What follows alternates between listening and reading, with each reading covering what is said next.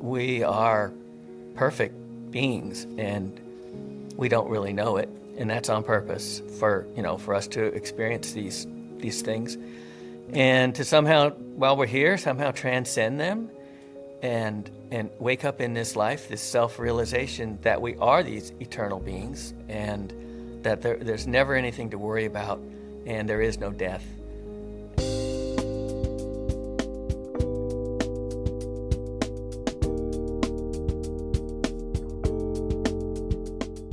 Bill Letson is a retired fire captain and forester of 35 years. In 1994, as a fireman, he responded to and treated a severely ill patient in Santa Barbara, in that area. Within a few days, he was hospitalized with a similar illness and was admitted into intensive care, where he spent the night extremely dehydrated with failing vital signs. During that night, he underwent a profound near-death experience where he separated from his physical body, traveled through a star-filled realm, and interacted with some very strange otherworldly beings. Welcome to the show, Bill. Thank you, Kristin. Glad to be here. My pleasure. Before we get started, because I want to make sure that these stories are getting to people, for those who are watching on YouTube, please like, subscribe, share, comment. It does a lot for the channel, and I appreciate the quarter of a second it takes for you to do that. So I want to make sure that we're really diving into your NDE, because I heard it years ago and it captivated me, but we just had a conversation where we also talked about that people don't need to have an NDE to experience these other realms or spiritually transformative experiences. So I want to put that as an intention to make sure that our conversation includes that. But before we do, tell us a little bit about who you were and the context of your life shortly before your NDE. I was a young fireman, and living in the Santa Barbara area, and loved my job, and everything was perfect. I was a surfer and married to a sweetheart, a princess, and everything was going wonderfully. And then we ran on this call, and I had this event. Right. Okay. So I know the event, and the event is important, but what you experienced when you went into this other realm is where I want to make sure we're spending some time. Before this event, did you have any deeply held spiritual or religious beliefs? No, I was raised Catholic, and a lot of people, that go through that, you get your knuckles rapped, and the priest yells at you in front of everybody, and there's a lot of guilt and shame, and you get into your teens, your later teens, and you realize when you go to church that you're kind of in this big building with a whole bunch of other people that don't really want to be there. Right. And we had a fire and brimstone Father McGrath, and he would just yell for like 20 minutes, for his sermon. And so it was, you'd see the community and all that, and it was fun, but it was not touching on that spiritual or, mystical side of us. It wasn't going there at all. And, I told you I was a surfer. I found that, in the ocean or on the beach.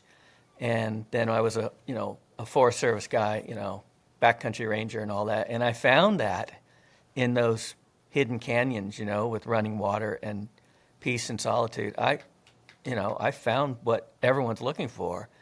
And so whenever I needed a fix, I'd take my dogs and I'd run trails. Yeah. And, then I was good again. Yeah. I love that. I love that. So lead us to I say night, but I don't know what time of day it was. So you, as a fireman, you are coming to the rescue, I would say, of this very ill woman. What happened?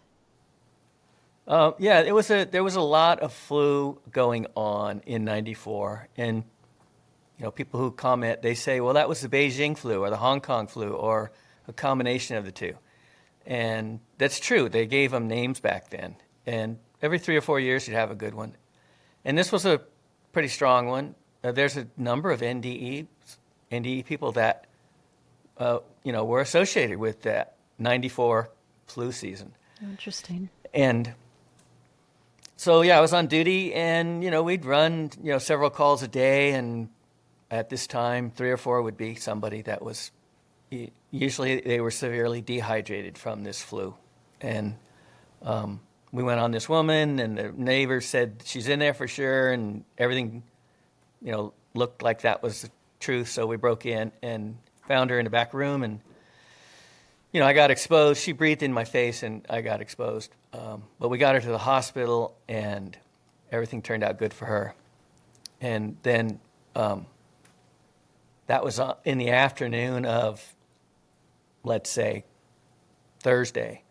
And then by Friday afternoon, we were off duty after that. By Friday afternoon, I was feeling really bad. And day and a half later, I was really, circling the drain, just like her. And it was, you're throwing up, and you can't drink anything, you can't hold anything down, and it just happened really fast. It was a really powerful dehydration event, and so that was my problem. And I ended up in an ambulance, and they gave me some fluids, and I ended up at the hospital. And I got some drugs that didn't work out, and I just, I went in there with a blood pressure that was ridiculous, 70s, and then this thing happened, and it just crashed. My wife said, it was kind of a scene. I got these dogs here. Sorry, they're No worries. I've got a dog too. You ranch take care of dogs. it. They come and go. They're out chasing ducks, and now they're in here. They're welcome on the show. That's great. So anyway, I was in there, and I got some bad drugs, and I went flat and scared everybody, and they sent me up to. My wife was there, so she was writing everything down after that, and they sent me up to intensive care. I spent the night up there, and this all happened about 3:30 in the afternoon, and I woke up the next morning, early in the morning, 4 or 5 or something, and slowly I could watch the machines that I was, the numbers on the machines, they were crunching out my vitals every few minutes, and I could see that it was improving. But somewhere during that night, I don't know what time, I'm just guessing, but it was 1 or 2 or something like that, I left my body. And did you want to, What did you experience? I think people really want to hear. You leave your body, you cross some sort of veil. What happened? yeah, the next thing I realized was I was flying through space. I was flying through these stars, these colorful orbs, and they were just emitting just this emotion of welcoming and acceptance and belonging, and it was flowing with color and emotions and light and music. It was all flowing like music, and those things, we have them separated here in the material world, but those are all one thing, and we belong to that vibe. So, when you say those are all one thing, you mean the orbs and the color and the music, and you're saying we belong to that vibe, or what do you mean by that? I'm saying that that heavenly realm is nothing but peace and love and light and color and music and wonderful high vibe emotions, and it's all flowing like a symphony. That's what I'm saying, and that's where we come from. That's where our consciousness, this energetic being that we really are, that's what we come from, and we're just pretending to be humans for lessons. For lessons, what did the music sound like? Well, it's just this, okay, sound. What I've always said is I was in a state of absolute euphoria. It was absolute ecstasy. These waves of colors and things were just, really powerful. And I've used this term every time, and you'll probably blush, but I know what you're going to say. Orgasmic. it felt like, yes, it felt Yeah. like a cosmic orgasm. Well, what I'm really hoping is not only for you to share your experience, but for you to share your subsequent learning, the connections you're making, the meaning you make of all of this, because, that was 30 years ago, 20 years ago. What are we talking about? Yeah. 30 years ago. God. Okay. So you're moving through all of these stars, these colorful orbs, the music. It is this orgasmic, blissful love consciousness. Then what happens? And the thing that was powerful and knowing right away that I was no longer Bill, and that was like one of my first thoughts. There wasn't any kind of confusion there. It was my first thought I remember was, "Wow, what the heck was that? That was so gnarly."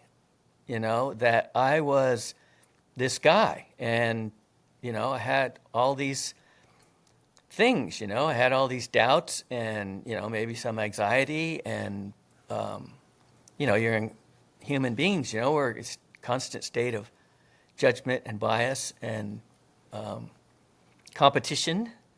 All that was gone.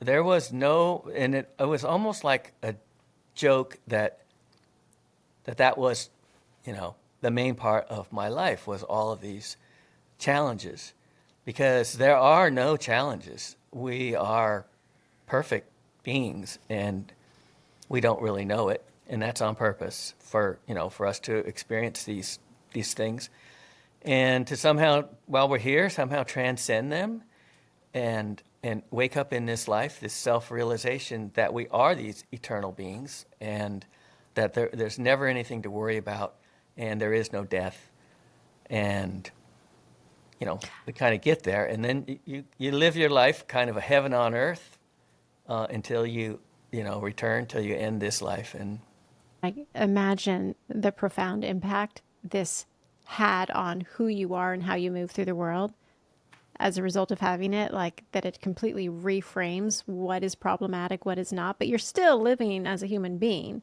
You can't be right. always, just impervious to suffering, but is it right to say, is it true to say that it totally radically shifted how you lived your life? Well, the shift happened because I came back, and then I got back into Bill, and I was told you can't talk about these little men that you were around. We don't have kooks riding on our fire engines.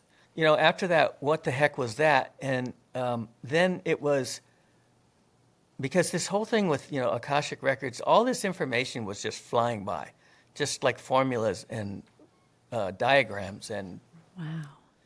most of it was math. And you could think of anything, and it would pop in. And I was starting to figure out, well, this is what we really are. And then it settled on me, like, how in the world was I fooled into being that dude? How is it that it was a complete immersion in this temporary role? And it was absolutely complete.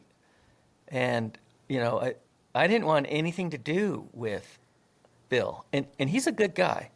But I didn't want anything to do with him. I didn't want anything to do with his life. And that was really early on. And, I knew I was home almost immediately. I knew I was back where I came from.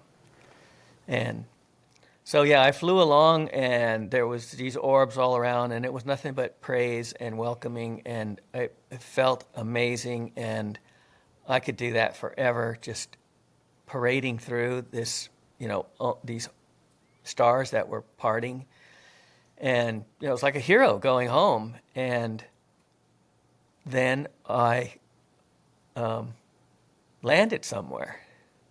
I left that heavenly dimension, and there was kind of a fog or something, and then I was in this place, and it was solid. It had indirect lighting. There were tables, and there were beds there, and equipment, and there was like things on the wall and stuff hanging from the ceiling, like a medical facility, like Okay. and it was very institutional. And I was still, it had this great vibe, I was still grooving. And right in front of me were these three little hooded guys. And they were overjoyed to see me. They were absolutely stoked. They were giggling, smiling from ear to ear, and they were sort of bouncing around. And they were joyful and sort of playful and comical. They were about 4 feet tall, and they had these squatty, dumpy little bodies. They had these wide smiles and kind of these, I don't know, like a snickering look on their face. Like, they were amused because I was confused. Of course. Yeah. And they were very amused that I was confused, and they were Confused. giggling a lot, and they were asking me questions like, well, how was it? What'd you learn? What can you tell us? And I was just looking at him, kind of dumbfounded, I think. And one of them kind of bounced forward and looked me up and down, and then he turned to the other two, and he said, "He doesn't remember us." And they all giggled uproariously. And and then I started talking to him. I said, "Well, guys, give me a shot here. This is very confusing for me." And I was in this kind of other dimension, this place that was firmed up. Did they have human faces? I mean, could you see like eyes and a nose and a chin? I mean, I know the smile, but did they look human? They looked they looked exactly like those guys in the movie Communion. I need And to go check that out.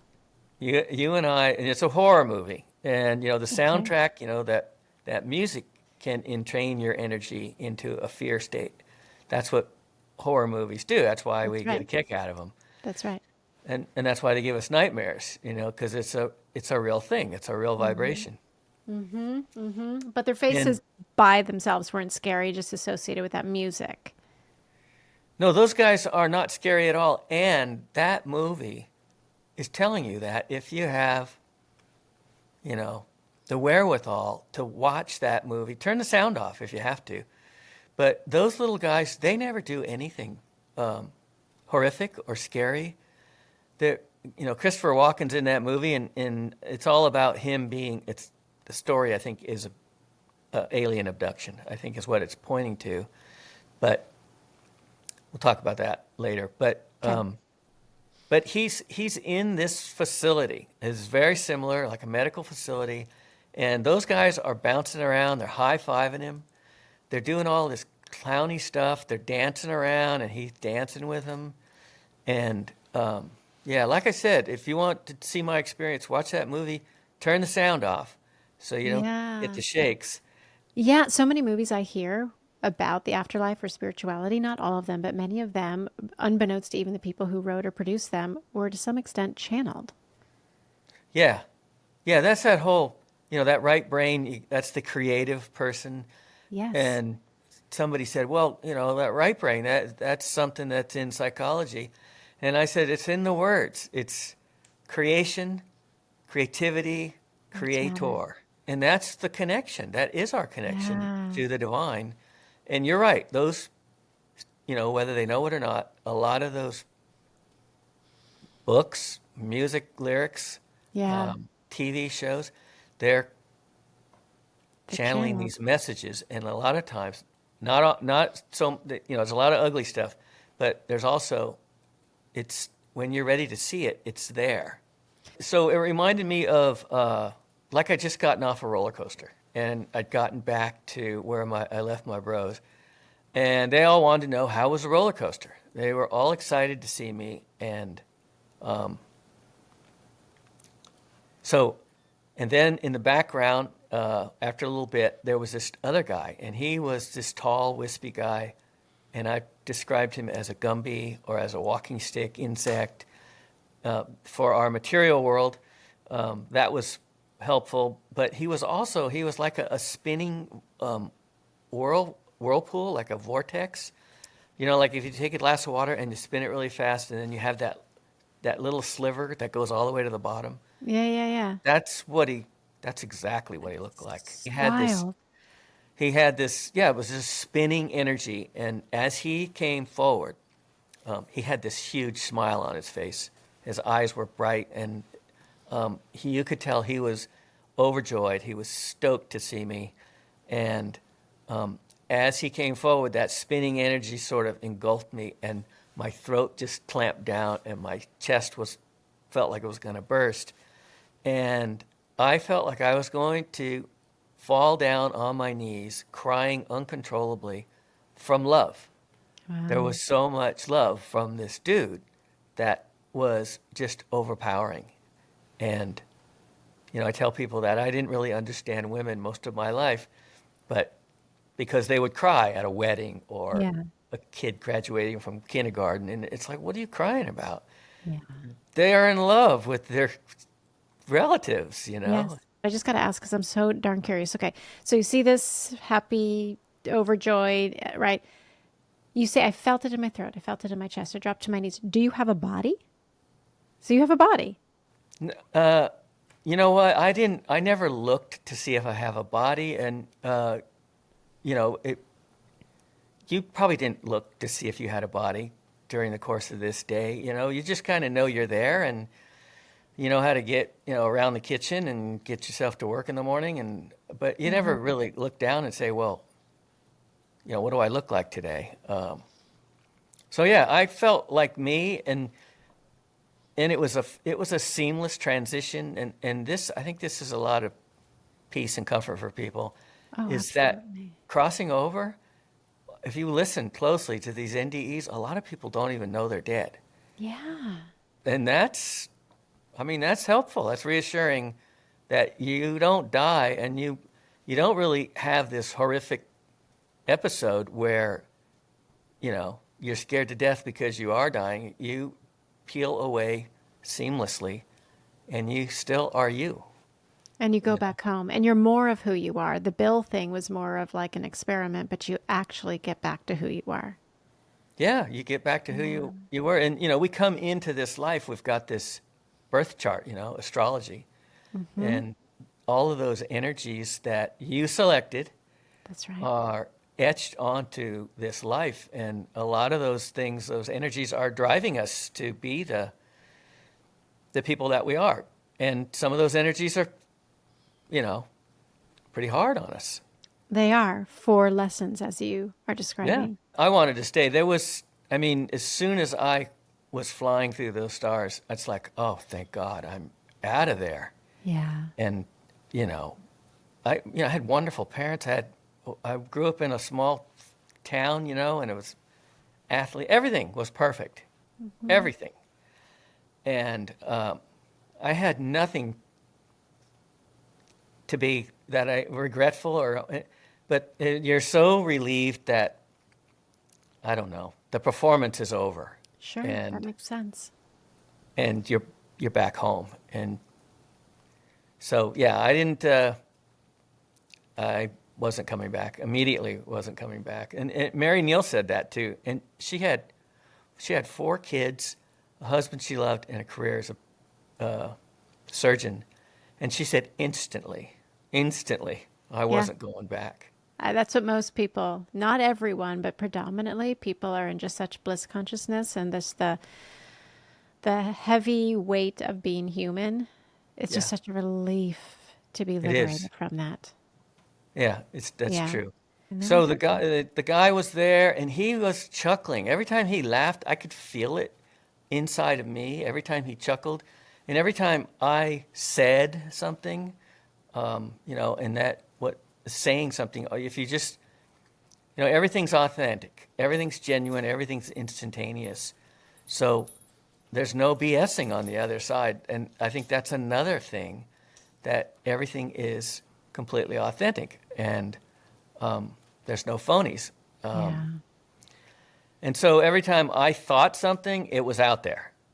And so, yeah, every time I thought something, said something, he was chuckling at everything.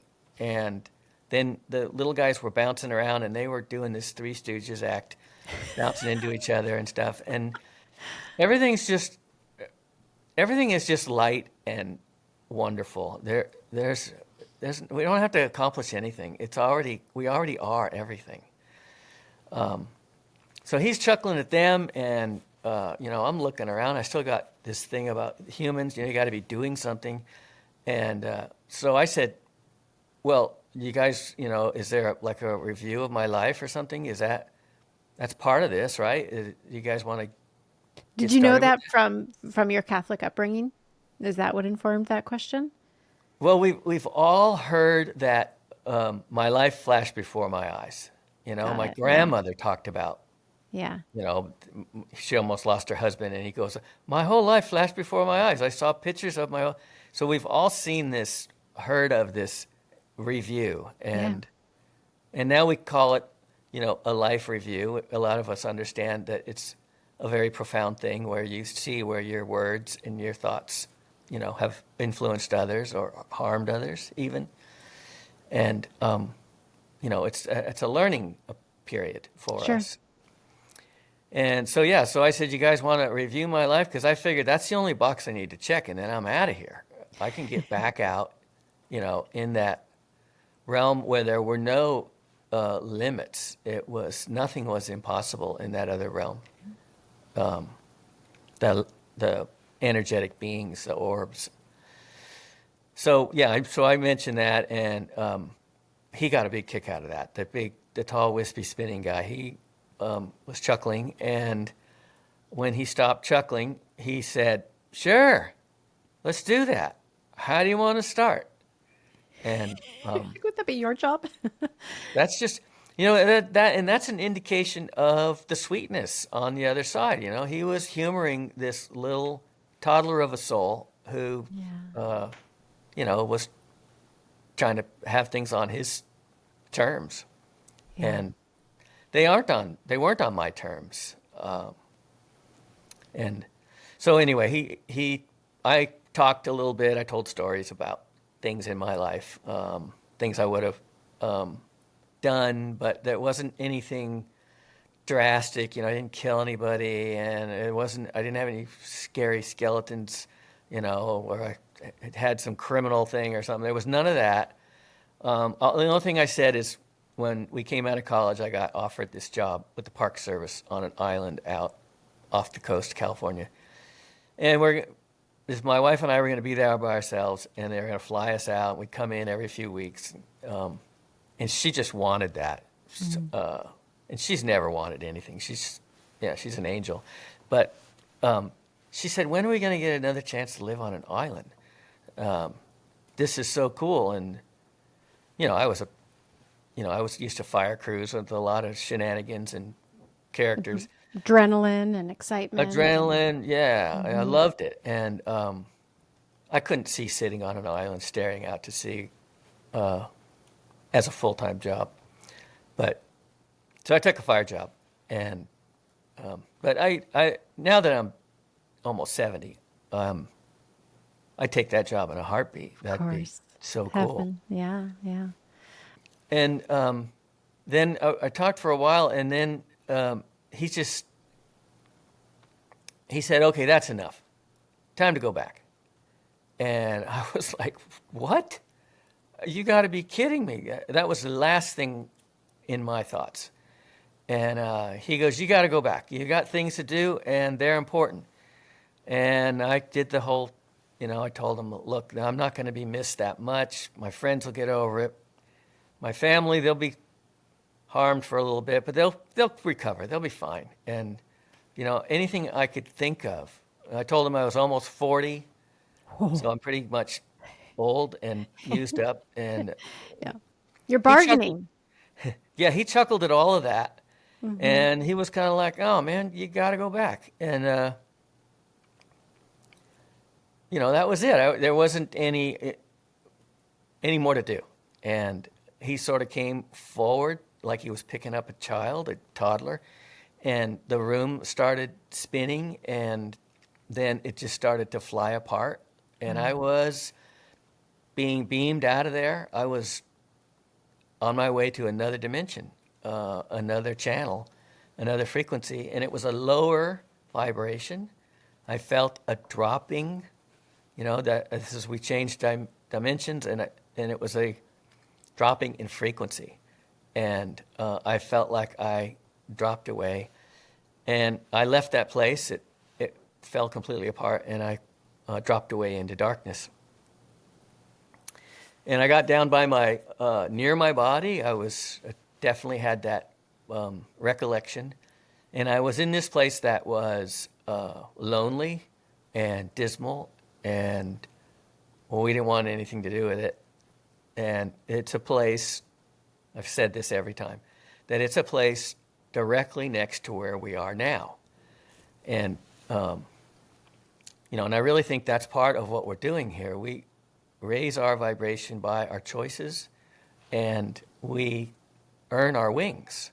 We vibrate at a higher frequency, and, we just naturally go home to those higher frequencies when we leave our bodies. So I was back in my body, and it was crushing. The whole thing, that getting close to your body, you're getting back to those energies that were Bill. A couple of things that are coming up for me. This dimension that is very close to the one that we're in right now, not in the heaven dimension. You dropped down where it was lonely, there was despair. Are you saying that was hell? Yeah. Why? Why were you there? What is, especially now that so many years have gone by? Well, when we die, there's this biblical thing where we have to walk through the valley of the shadow of death. And, a lot of people, Edgar Casey and stuff, he described that place as being really creepy. And there's this movie called The Astral City. It's not a religious movie, but it does show this heavenly realm and this in-between place where we learn, and this hell realm. And I honestly think that that's what's going on here.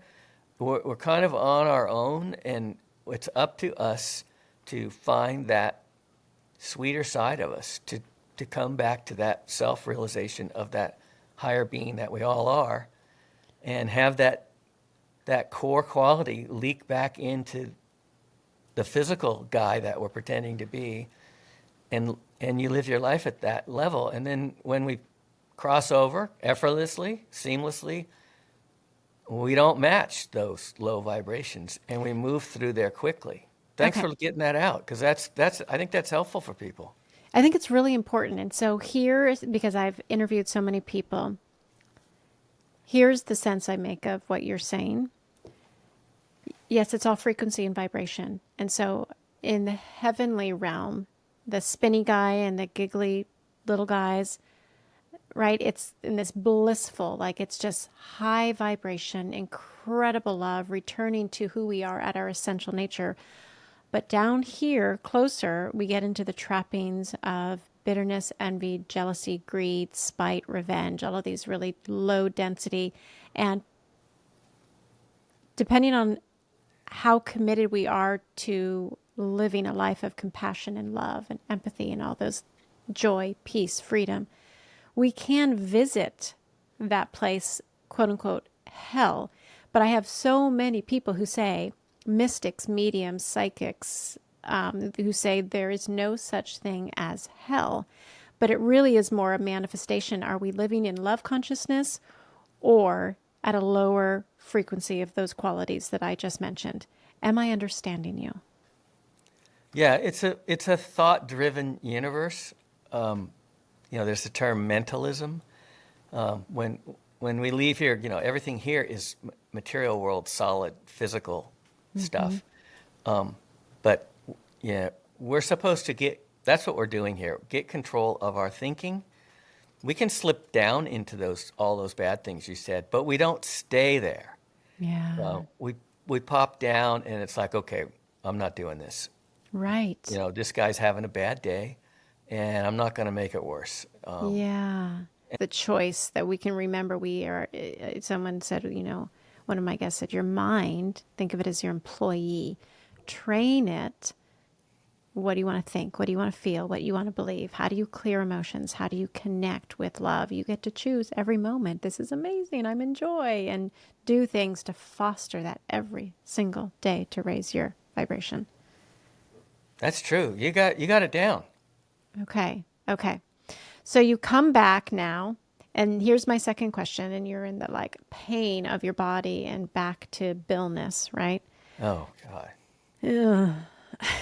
Yeah, it's like somebody backed a dump truck up and just piled a bunch of rocks on you, Ugh. and you're back in this really dense place with all these energies that don't exist where we come from. They stay here.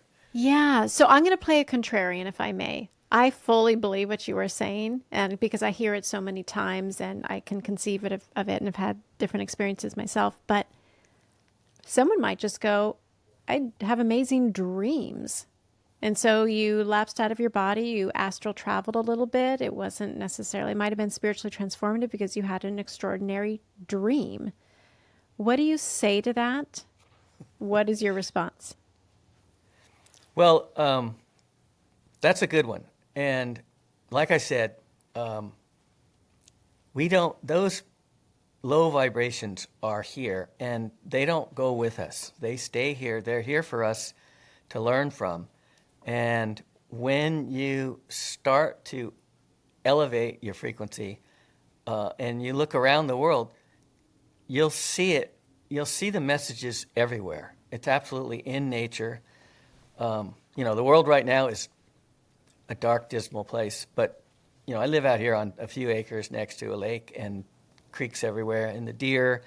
There's a couple of hundred geese outside, and everybody's loving life. It's the humans that are cut off from the natural world. All this miracles with DNA and chlorophyll and all this stuff. It was made for us to have experiences in all life forms. So I see these things in movies. They're in like The Matrix and like Groundhog Day. Groundhog Day is a learning tool for us. Yeah. And, Bill Murray goes to that town. He's a kind of a media a-hole and treats everybody like crap. And then, he is stuck in this town. And that every day he's stuck in this town. And what that is, every day is equivalent to a new life for us. And you get to choose in every day, how are you going to behave? What I am hearing from my question, maybe it was just a dream and maybe it wasn't a near death experience. What I'm hearing you say is, listen, heaven can be on earth, whether, I traveled, it almost doesn't matter where you traveled, it's the frequency dictates the spiritual experience. But did you believe you traveled to heaven or that it was a dream? Like, help unpack that. Well, okay, so I've just unpacked it myself in the last 7 or 8 years. And there's a whole lot there, but you don't want to go into it. But like I was saying, the Bill Murray thing, every morning he wakes up to a song that says, I got you, babe. And what that's telling us is the soul has us. We believe that we have a soul, but it's actually the other way around. We are this temporary character that the soul plays and learns from. And the universe is in no hurry. We can keep reincarnating as long as we want. There's no such thing as time or space. And it's all emotions driven. And when he goes through this thing where he gets frustrated that he's stuck here, and then he does all his suicide stuff, and then he realizes that he is a god. He's not the God, he says. I don't think he says that, but he's some sort of little piece of God, and he starts acting like it. He starts doing nice things for all these people that he thought were below him, helping little old ladies and helping a homeless guy, and his heart's in it. Mm-hmm. His heart is in it, and he means it. And then one day, he gets to leave the town because he's raised his vibration. And the Matrix is telling us the same thing. this self-realization thing. Nobody can tell Neo he's the one. He's got to figure out he's the one and act like it and live it. So it almost doesn't matter whether it was a near death experience or a dream. What matters is the learning of who you really are and being able to travel to a spiritual realm, which was so profound that you were out of your body. You met these benevolent, loving, comical beings, and then you came back and tried to process and learn from this experience, and suddenly you're seeing it in movies and seeing the message recurrent, and it shifts your perspective. Yeah, and when I talk on these things, my whole thing is to help somebody else. And Yeah.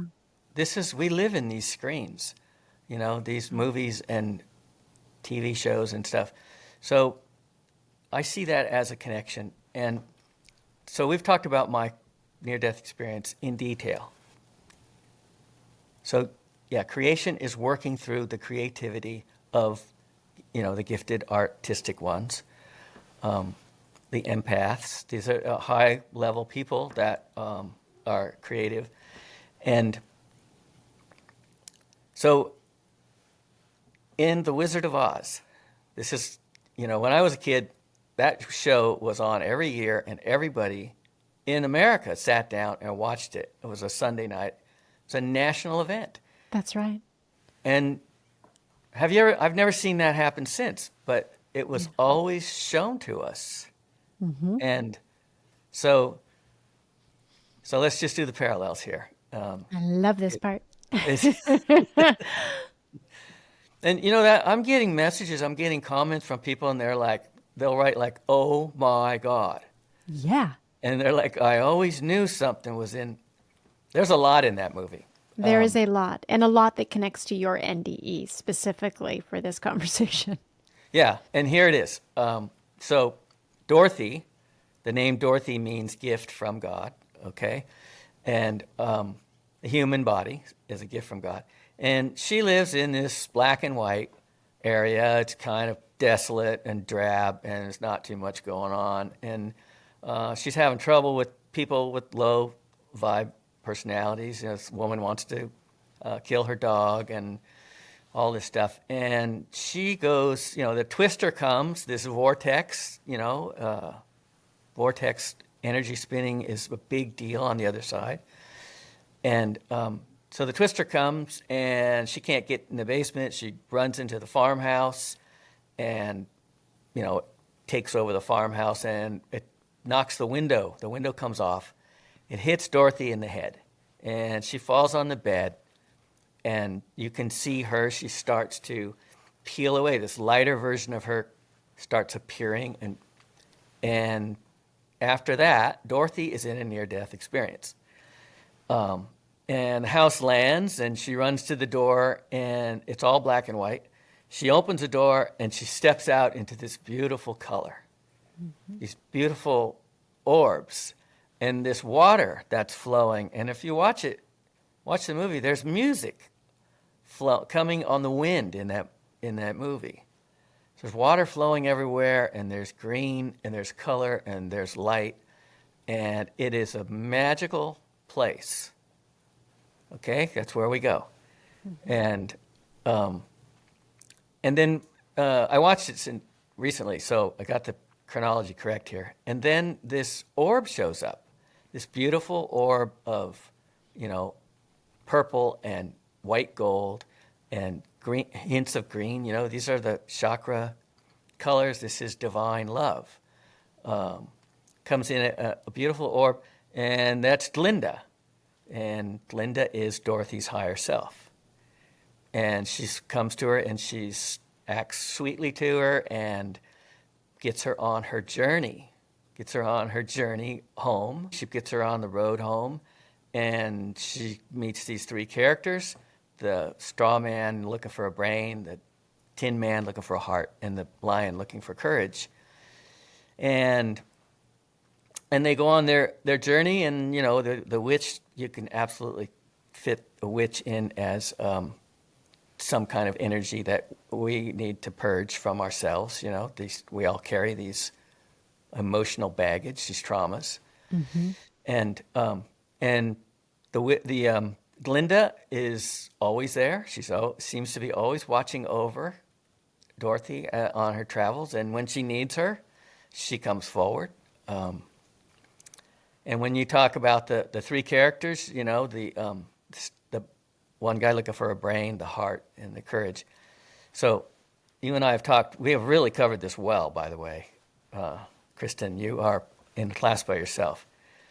But Thank you. when you get control of your thoughts, of your mind, and focus on that creative right brain that's connected to home, and you control your thoughts of sweetness and kindness, and and you live your life but from the intelligence of the heart, and choosing compassion and patience and helpfulness, Yeah. and then travel through this life without fear. When we leave our bodies, fear is going to hold us here. Without fear, with courage, then we get to go home. And there's no place like home. And it was always Dorothy's choice. She could have always gone home anytime she wanted. That's what Glenda tells her at the end, and she tells her that, the power of the magic slippers, and then she clicks them 3 times, this whole vibrational thing. The universe is energy, it's frequency and vibration. I love this. And if I may add my, little interpretation, tell me how this lands with you. And I don't want to forget about the Lollipop Guild, these little silly creatures that are giggling Oh, yeah. away like something you were just explaining. But then you also have the great and powerful Oz. And I'm even wondering, so she always had that, and she's fighting her own fear in the face of darkness, right? And remembering that, through the right brain and creativity and love and courage, that is how she ultimately prevails over the darkness with the element of water for the witch. But the great and powerful Oz, the man behind the curtain, and this is where I go, and I don't know, this might be a little bit too bold to say, but it can almost be like religion. You started off with Catholicism to say that there's something outside of you that will tell you, you need to do this in order for me to show you grace and get you home, when That's in fact good. it was always within her. That's good, Kristin. That's Thank you, really Bill. good. Yeah, it's Well, that's fascinating. cool. Yeah, it's fascinating. So the Lollipop Guild. I mean, here you are, Yeah. Yeah, I left these, those guys out. Sorry about that. How could I do that? But yeah, so Linda shows up, and then she says, come out, and all the munchkins, these giggling, short little, playful, joyful people, they come out and they come forward to Dorothy in groups of 3. And, you got the politicians and the little dancers. And my favorite are the Lollipop Guild, because that is they had the exact same. You notice they have that little smirk on their face, but they're, yeah, but they're joyful and they're playful, yes, and yes. they're they're sweethearts. They're there for her. They got her back, and Yeah. so Yeah, the stories are everywhere. And what I repeatedly am learning from every single guest, as well as my own experiences, is that this is but an illusion if we think this is all that there is. And that these small little worlds that we inhabit with the fears, the concerns, the resentments, the places of stuckness, the places of feeling unworthy are, you can't have lightness without darkness. Those are places to learn. But it's so wonderful to hear you talk about the orbs and the stars and feeling liberated and released from the yeah, low energy, and that yeah, is truly our home. And I know so many people are afraid to die. So many people are currently grieving loved ones, worried if they're okay. And really, they're in bliss. Are we yeah. okay? And how can we connect to love? and to remembering. We're getting so short on time. You mentioned, yes, right now it's almost like in vogue. Let's talk about near-death experiences. But we don't have to almost die or die to have this spiritually transformative experience. More people are awakening and wanting to connect to this experience. What words do you have to share regarding that? Well, one other thing I want to add. We were talking about little guys, and in that movie Communion, Christopher Walken gets control of his fear near the end of the movie, and he goes looking for, something, and he ends up walking into a field. And some people would say he went into a spaceship, but if you watch the movie, he walks into the light. He goes into a very bright light, and he changes dimensions, and then he's in with these short little guys that are very playful and very helpful. And, I don't think there may not be any aliens, or it's just a unlimited universe, and it's at different dimensions, different frequencies. And we change those dimensions. The near-death experiencer changes dimensions when they leave their body. It's like an invitation. I think it's an invitation to look further. When you have an experience like that, it's almost like saying, "Oh, hey, look at this. What do you think?" And most of us get back in character and kind of hide it. And sometimes you go and you look, and what you find out is that, yeah, the near-death experience, you can move into those other dimensions. And also, the shamanic medicine, this healing medicine, these plants, they raise your vibration temporarily, artificially. And that's why people have these experiences of, visiting these other realms, these other versions, these other perspectives of you. And you don't need to do that either. With, meditation, with sitting quietly in nature, raising your vibration through your diet and through structured water and through your thoughts. And, we have our definition of yoga, but yoga is something that a yogi is somebody who's living their life very close to nature and all these things. They bring sunlight into their life, with fresh food and water that's been exposed to the sun and all this. And you can, like me, I sit quietly in the recliners behind me, and it only takes a few minutes, and it's like a trance. It's like your body feels like a pile of rocks, and you're just going inward, or you're going somewhere else. I move through these colors, and then there's these grids, and I'm convinced that the grids are what's holding this illusionary world together. It's all energy driven. It's like we're in a movie. It's like we're in a Yeah. holographic movie. And when you move past the grids, then I'm in this, it's all these like beings of light. They're all in the room. They're moving around. They come close. Their touch is overwhelmingly powerful, euphoric, just like my NDE. So Wow. Wow. everybody can get there. And we're going to slowly learn this, as we climb back to a silver and a golden age. We're going to realize that we are these seemingly separate, temporary beings, but we're going to walk hand in hand with that spiritual side of us. Right now, it's not really.